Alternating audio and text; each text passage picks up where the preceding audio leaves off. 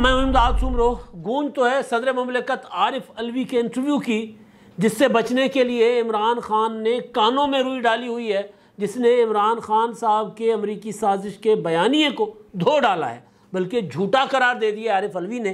लेकिन मेरे कानों में गूंज है एक मजलूम की, जैकबाद के रिहायशी वज़ीर अहमद की, जो लाहौर आए थे सैर सपाटे के लिए, मगर पकड़े गए। एक मुकदमा, दूसरा मुकदमा, तीसरा मुकदमा, चौथा मुकदमा, अदालतें पुलिस के सामने बेबस हो गई हैं।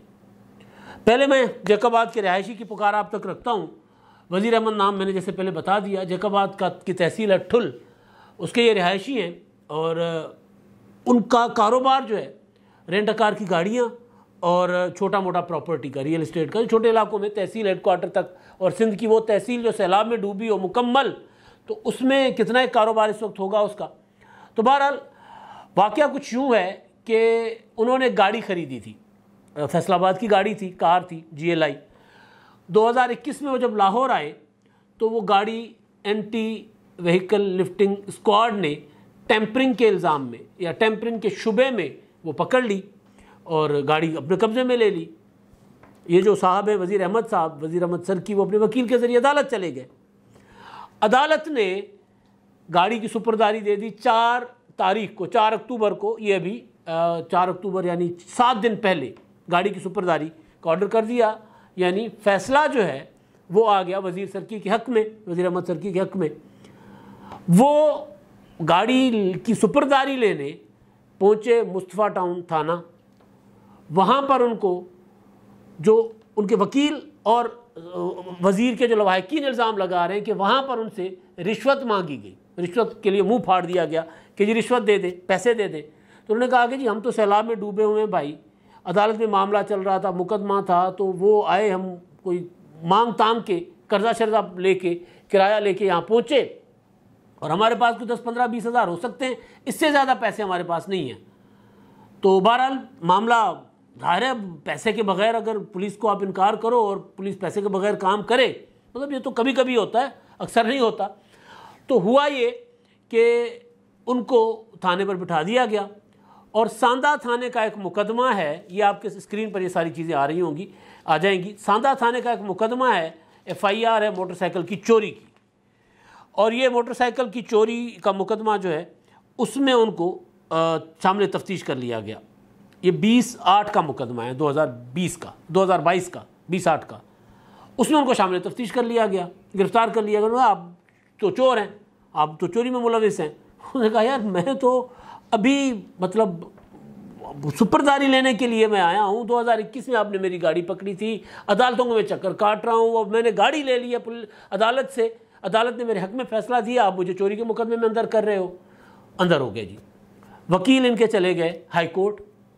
हाई कोर्ट ने तफ्तीश का ऑर्डर किया, साफ शफाफ तफ्तीश का। अब इसमें 2 किरदार जो सामने आ रहे हैं, एक जो इन्वेस्टिगेशन अफसर हैं आसिफ इकबाल SI, और दूसरे राणा जाहिद कहे जा रहे हैं जो एंटी व्हीकल लिफ्टिंग स्क्वाड के SP हैं। ये इन दोनों का किरदार है।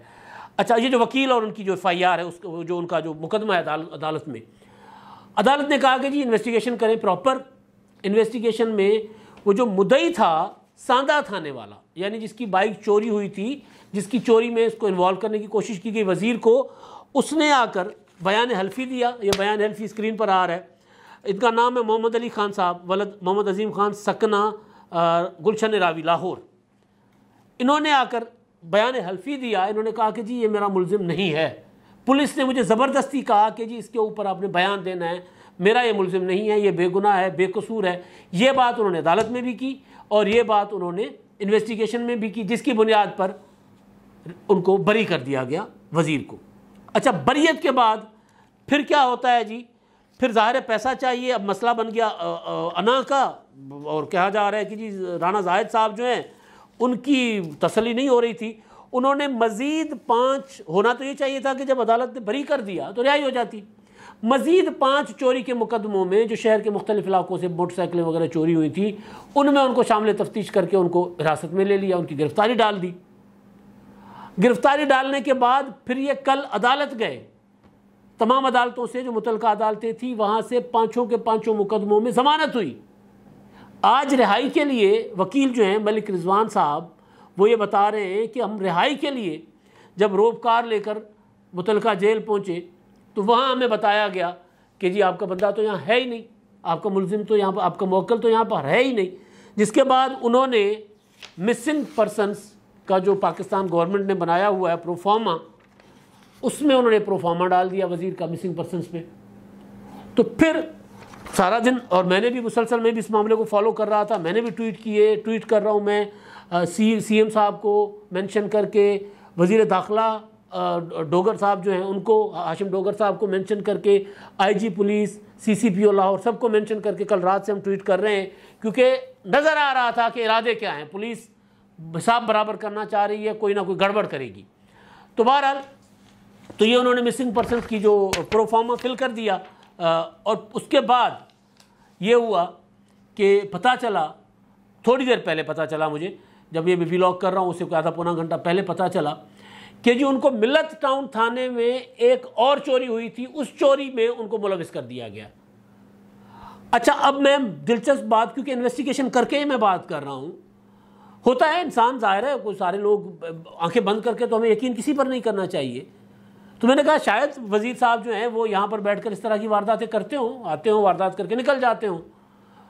तो फिर मुझे सीडीआर भेजी गई उनकी, वो सिंध में जो उनके कुछ हैं अपना खैर ख्वाह, उन्होंने मुझे उनकी सीडीआर भेजी। सीडीआर होती है, मोबाइल का डेटा होता है, मोबाइल रिकॉर्ड होता है कि किस वक्त किस घड़ी ये बंदा कहाँ पर था।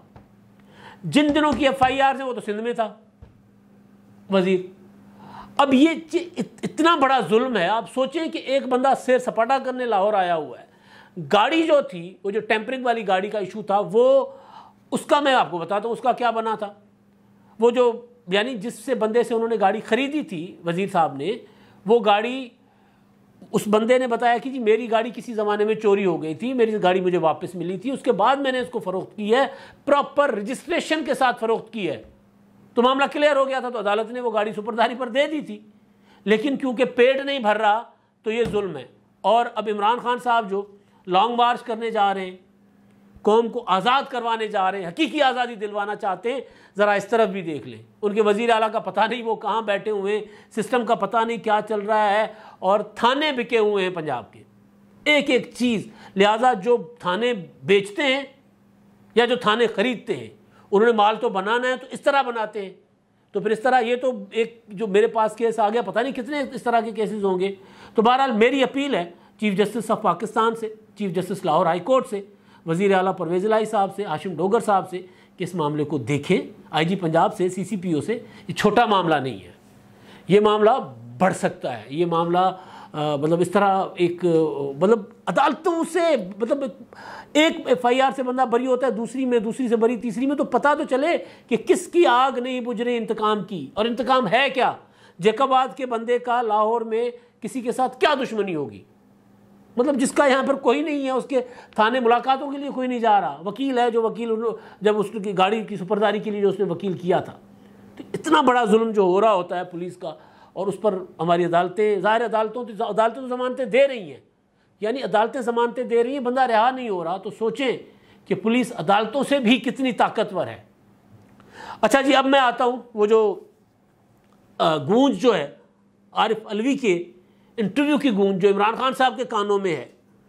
मैंने सुबह पहले वाला व्लॉग भी किया था, उसमें काफ़ी सारी चीज़ें डिस्कस की थी, लेकिन जो एक और चीज़ थी वो डिस्कस करने के लिए पूरा का पूरा व्लॉग चाहिए था, लेकिन बहरहाल ये मामला भी आ गया तो मैंने कहा इसको भी साथ कर लेते हैं। अब इमरान खान साहब का अमरीकी साजिश का बयानिया, अब उसको घर वाले भी कह रहे हैं कि यार अब ये झूठ नहीं बिकना, चुप कर जाएं, अब ये चूरन नहीं बिकता, अब खामोश हो जाएं, अब कुछ और, कोई और पटारी से कोई और सांप निकालें। इमरान खान साहब की सियासत जो है ना, उस पर मैं कई बार ये गुजारिश कर चुका हुआ हूँ कि इमरान खान साहब की सियासत जो है वो है मदारी के स्टाइल की। मदारी मेलों पर तमाशे लगाने वाले जो होते हैं, नोटंकी, क्योंकि नोटंकी जो होते हैं वो इसीलिए होते, एक जगह पर नहीं ना उनका चल रहा होता, हर बार उनको या तो नई ऑडियंस चाहिए होती है या फिर नया तमाशा चाहिए होता है, क्योंकि उनके पास कुछ लॉन्ग टर्म कुछ नहीं होता। प्रोपेगेंडिस्ट जो होते हैं वो यही करते हैं कि प्रोपेगेंडा, और मैं कई बार गुजारिश कर चुका हूँ कि प्रोपेगेंडा की एक उम्र होती है, प्रोपेगेंडा लोगों के जहनों पर असर डालती है, लेकिन एक महदूद वक्त के लिए। नज़रिया जो होता है वो लोगों के दिलों में घर करता है, जहनों में घर करता है, और वो लॉन्ग टर्म होता है। इमरान खान साहब का कोई नज़रिया नहीं है। Nawaz Sharif corrupt, Asif Zardari corrupt, Benazir Bhutto corrupt, और फलां करप्ट, और ज़ियाउल हक ठीक था, और मुशर्रफ ठीक था, ये अयूब खान ठीक था। ये प्रोपेगेंडा जो है, ये प्रोपेगेंडा कुछ अरसे के लिए तो लोगों के जहन में बैठ सकता है, लेकिन ये इमरान खान साहब के लिए लॉन्ग टर्म सियासी ग्राउंड नहीं बना सकता। जिस तरह भुट्टो शहीद की अभी तक भुट्टो के नाम पर वोट पड़ता है भाई। अभी तक उनकी पार्टी इतने बड़े रियासती जबर, तशद्दुद, जुल्म और कत्लों के बावजूद पूरा का पूरा ख़ानदान ख़त्म कर दिया गया, अभी तक खड़ी हुई है। अभी तक उसी, मतलब ठीक है पंजाब में उस तरह वो नहीं है, लेकिन नई लीडरशिप आई है तो पंजाब में भी कोई बैद नहीं है कि पीपल्स पार्टी रिवाइव कर जाए। नवाज शरीफ वो इमरान खान की तरह प्रोपेगेंडा करते थे, लेकिन उससे जैसे ही निकले तो नवाज शरीफ साहब ने अपनी ग्राउंड बनाई। नवाज शरीफ साहब के ऊपर सारे मजालिम जितने भी ढा दिए गए, जेलों में गए, जलावतनियाँ हुई, जो कुछ उनके साथ हुआ, लेकिन उसी तरह खड़े हुए। आज फिर पाकिस्तान की सियासत में सबसे ज़्यादा खौफ अगर इमरान खान साहब को है तो नवाज शरीफ साहब की वापसी का है। तो ख़त्म कर दिया था ना नवाज शरीफ साहब को, क्योंकि वो सिर्फ और सिर्फ घड़ी पल के प्रोपेगेंडा के साथ नहीं जी रहे। अब वो, उनके पास ग्राउंड है, सॉलिड ग्राउंड। नवाज शरीफ के पास अगर बड़ा नज़रिया नहीं है तो नवाज शरीफ साहब के पास एटमी धमाकों का क्रेडिट है, नवाज शरीफ के पास एयरपोर्ट्स बनाने का क्रेडिट है, नवाज शरीफ के पास मोटरवेज बनाने का क्रेडिट है, नवाज शरीफ के पास बिजली घर लगाने का क्रेडिट है, और नवाज शरीफ के पास पाकिस्तान की मईशत ठीक करने का क्रेडिट है। पीपल्स पार्टी के पास पाकिस्तान का जो आइनी ढांचा है, पाकिस्तान को पार्लिमानी जमहूरी निज़ाम देने का जो क्रेडिट है, तालीम की पॉलिसी, सेहत की पॉलिसी, खारजा पॉलिसी, और फिर पाकिस्तान में लोगों को रोज़गार देना, पाकिस्तान में बिजली घर लाना, पाकिस्तान में मतलब नित नए मनसूबे लेकर आना, वो पीपल्स पार्टी के पास क्रेडिट है। दहशतगर्दी का खात्मा, दहशतगर्दी के खिलाफ बड़ी जंगें शुरू करना, ये पीपल्स पार्टी का क्रेडिट है। कुर्बानियाँ देना, ये पीपल्स पार्टी का क्रेडिट है। तो लिहाजा वो सस्टेन कर रहे हैं, वो सर्वाइव कर रहे हैं। इमरान खान साहब का सर्वाइवल मैंने गुजारिश किया था कि नहीं मुमकिन, कुछ अरसे के लिए होगा, उसके बाद आहिस्ता आहिस्ता फेडअप वो क्या होता है, वो तो होते जाएंगे, फैड होते जाएंगे। इमरान खान साहब जिस तरह रंग उड़ता है ना, उसको क्या कहते हैं अंग्रेजी में, वो रंग उड़ता जाएगा आहिस्ता आहिस्ता।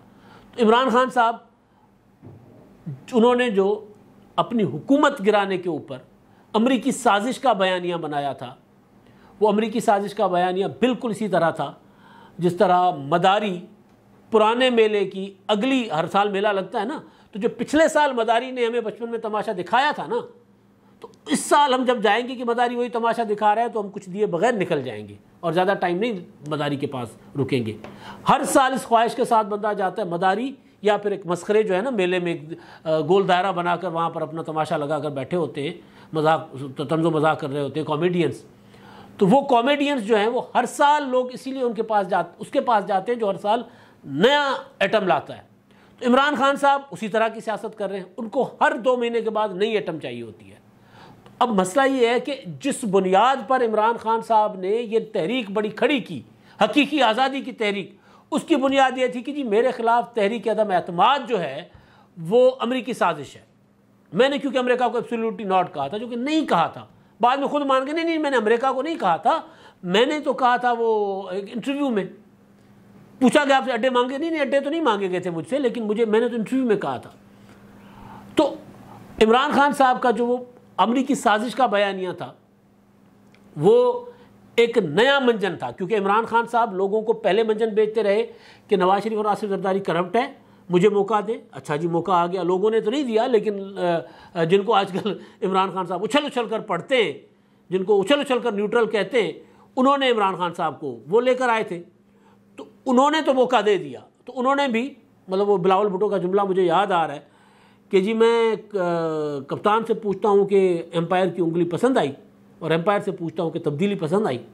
तो तब्दीली उनको तब्दीली का ना उन्होंने मज़ा चख लिया था, तो तब्दीली का मज़ा चख लिया, वो पीछे हट गए थे। तो इमरान खान साहब उनके खिलाफ भी, मतलब वो पहले तो शुरू में लोगों को ये कहते रहे कि जी मुझे एक मौका दे, मौका मिल गया। मौका मिलने के बाद क्या कहते, फिर कहते जी मैं तो अभी 10 साल भी ये कहता रहूँगा कि पाकिस्तान ने तबाह करके चले गए। अच्छा जी, अब जब पाकिस्तान में मईशत कंगाल कर दी, महंगाई बढ़ा दी, बेरोज़गारी बढ़ा दी, दहशतगर्दी वापस लेकर आए, तो अब क्या बेचते। तो जब हुकूमत से निकाले गए तो फिर कहा कि जी अमरीकी साजिश, वो जो फिर साइफर आया और साइफर का जो पूरा ऑडियो लीक्स की कहानी सारी आपके सामने है। मैंने ये गुजारिश किया था कि ऑडियो लीक्स की जो कहानी है इमरान खान साहब की, ये नहीं बिक सकती, लॉन्ग टर्म नहीं है। ये थोड़े अरसे के लिए इमरान खान साहब लोगों के जज्बात के साथ खेल सकते हैं। अब हमने तो कह दिया जी, हम तो इमरान खान के नाकिद हैं, तनकीद करते हैं इमरान खान साहब पर, और लेकिन इमरान खान साहब के ऐवान सदर में बैठे हुए आखिरी मोर्चा जो है सदर मुमलिकत, उन्होंने भी कह दिया कि जी मैं नहीं मानता कोई अमरीकी साजिश हुई है। तहकीकात होनी चाहिए, मैं कन्विंस हूँ कि तहकीकात होनी चाहिए, लेकिन कोई अमरीकी साजिश हुई है मैं इस बात पर कन्विंस नहीं हूँ। कन्विंस नहीं हूँ का उर्दू तर्जुमा अगर करेंगे तो वो है कि मैं नहीं मानता जी, मेरा दिल नहीं मानता भाई कि अमरीकी साजिश हुई है। इसका मतलब क्या है? इसका मतलब है कि इमरान खान साहब झूठ बोल रहे हैं। इसका मतलब यह है कि इमरान खान कौम को बेवकूफ़ बना रहे हैं। इसका मतलब यह है कि इमरान खान साहब पाकिस्तान की जो सफारतकारी है उसके साथ खेले हैं। इसका मतलब यह है कि इमरान खान साहब ने पाकिस्तान के खिलाफ साजिश की है, अमरीकी साजिश नहीं है। इसका मतलब यही निकलता है। अल्टीमेट रिजल्ट क्या हुआ है? और इमरान खान साहब, ये नहीं है कि इमरान खान साहब ने भोलेपन में कह दिया और उसका नुकसान हुआ, वो कोई और चीज़ होती है। इमरान खान साहब ने एक प्रॉपर एजेंडे के तहत, एक प्रॉपर मीटिंग्स करके, उसके अंदर एजेंडा तय करके कि जी हमने इसके साथ खेलना है, उसकी ऑडियोज आ गई हैं। तो सदर आरिफ अलवी ये कह रहे हैं कि हाँ इमरान खान ने पाकिस्तान के खिलाफ साजिश की है। तो अब इमरान खान साहब के पास पीछे बचा क्या? कुछ नहीं बचा। अब मदारी को तमाशा करने के लिए नई एटम चाहिए, नहीं मिल रही। लॉन्ग मार्च करने के लिए, आखिरी कॉल देने के लिए इमरान खान साहब को जो मजमा चाहिए वो नहीं मिल रहा, क्योंकि अब इमरान खान साहब के पास करतब दिखाने को नया कुछ नहीं है। अब इमरान खान साहब के पास कोई पटारी से निकालने का कोई नया सांप नहीं है। वो पुराना सांप, पुरानी वो जो डुगडुगी है, वो अब लोग नहीं सुनना चाह रहे। तो लिहाजा इमरान खान साहब जो लॉन्ग मार्च की मुसलसल तैयारी कर रहे हैं, हो नहीं पा रही तैयारी। कॉल देने की बात करते हैं, कॉल दी नहीं जा रही, क्योंकि खान साहब को हर तरफ से कहा जा रहा है कि भाई अमरीकी साजिश वाला मामला जो है ना पिट चुका हुआ है। अब कुछ नया पटारी में है तो ले आए, और मुझे नहीं लगता कि पटारी में नया है। और आखिरी जो है इमरान खान साहब का जो साजिशी बयानिया था, उसमें आखिरी कील सदर आरिफ अलवी ने ठोका है। उसके अलावा उन्होंने और बातें भी की थी, फ्रस्ट्रेशन में फ़ैसला करना। तो मैंने कहा था कि फ्रस्ट्रेशन में फ़ैसला जो होता है वो पागलपना होता है, और आरिफ अलवी साहब ने एक तो कह दिया झूठा है और दूसरा कह दिया इमरान खान साहब जो है पागल है। अब तक के लिए इतना ही। अल्लाह हाफ़िज़।